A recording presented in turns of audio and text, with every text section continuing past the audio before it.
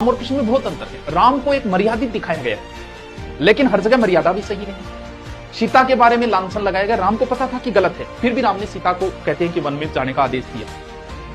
लेकिन कृष्ण एक पूर्ण मनुष्य है। अगर राम की जगह कृष्ण होते तो शायद ऐसा नहीं करते। वो रुक्मणी को कभी नहीं छोड़ते, वो खुद छोड़ देते राजगद्दी, लेकिन रुक्मणी को कभी नहीं छोड़ते। क्यों? क्योंकि पूर्ण मनुष्य है वो। जो पूर्णता का बोध होता है ना कृष्ण में, वो एक अलग पूर्णता का बोध है। जैसे कसम खा ली कि महाभारत में मैं हथियार नहीं उठाऊंगा, और महाभारत के युद्ध में उन्होंने हथियार उठा लिया। तो इससे क्या पहचान मिली? इससे ये पहचान मिली कि जब आप कसम खाते हो तो कुछ परिस्थितियां अलग रहती है। तो कसमों को तोड़ा भी जा सकता है, जरूरी नहीं कसम न तो। लेकिन राम नहीं, वादा पूर्ण मर्यादित। जैसे भीष्म ने प्रतिज्ञा ली, भीष्म ने प्रतिज्ञा नहीं तोड़ी, उसका नुकसान ये हुआ कि महाभारत जैसा युद्ध हो। कर्ण ने प्रतिज्ञाएं ली दोस्त के प्रति, लेकिन वो नहीं तोड़ी। क्यों? इससे कितना नुकसान हुआ? तो प्रतिज्ञाएं तोड़ी जा सकती है, ये कृष्ण कहता है। क्यों? तभी तो कृष्ण को पूर्ण मनुष्य कहा गया है। कभी वो कसम खा रहा है, कभी तोड़ रहा है, कभी युद्ध न करने की कह रहा है, कभी युद्ध कर रहा है। सारी परिस्थितियां हैं उसके पास। एक पूर्णतः जो बौद्धिक विकास होना चाहिए ना व्यक्ति का, वो पूर्ण मनुष्य इस दुनिया में पैदा हुआ, वो कृष्ण पैदा हुआ। नौवां तो उससे भी ऊपर, कौन सा? बुद्ध। कृष्ण और बुद्ध में क्या अंतर? बौद्धिक विकास दोनों का पूरा है। कृष्ण का बौद्धिक विकास पूरा है, पूर्ण मनुष्य है कृष्ण।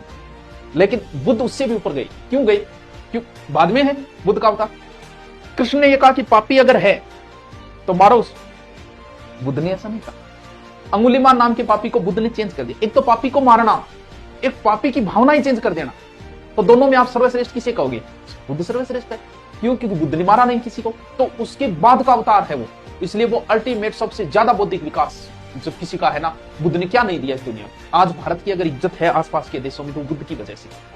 आप कहीं जाओगे ना, Myanmar, Cambodia, Thailand, Sri Lanka, Buddha ही बुद्ध है। आप अपने आप में फक्र महसूस करोगे कि मेरे देश में पैदा हुआ एक व्यक्ति आज कितना पूजा जा रहा है। उन देश में हर जगह बुद्ध की फोटो है, हर जगह बौद्ध धर्म है। वहां बुद्ध पैदा भारत में हुए, लेकिन भारत में इतने नहीं पूजे गए जितने। यानी आज विश्व के देश अगर भारत की तरफ देख रहे हैं तो उसका कारण है बुद्ध।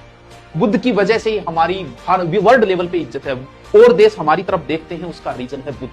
क्यों? क्योंकि बुद्ध की वजह से वो धर्म जो है वो आसपास के देशों में पनपा। और लास्ट और 10वां अवतार जो कभी होगा वो होगा कल्कि। ऐसा कहा गया है कि जब सृष्टि में भयंकर पाप बढ़ जाएगा तब एक मनुष्य आएगा हाथों में तलवार लेके, बड़ा सा घोड़ा लेके, ऐसी कल्पनाएं की गई है। और वो अंतिम अवतार जो होगा वो कल्कि अवतार होगा।